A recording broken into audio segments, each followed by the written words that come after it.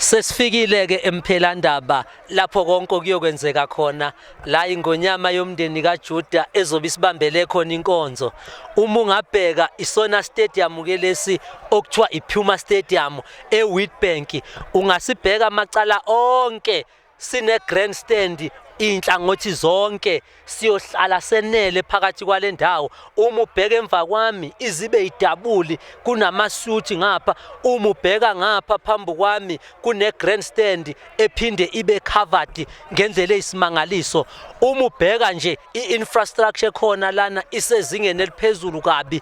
Nasi stadium mawuthi uyasibhekisisa uyabona ukuthi sesilinde thina ngombala waso oblue okumbala wethu wenkonzo, nathi sisifanele vele lesi stadium.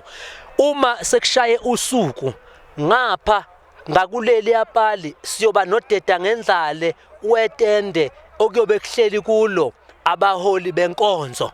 Uma ubuka ngapha esandleni sokudla siyobe sine screen esimangalisayo esingakaze sibonwe, la abangakwazi ukubona okwenzekayo eduzane netende nase stage abayokwazi ukubona khona yonke into eyenzakalayo.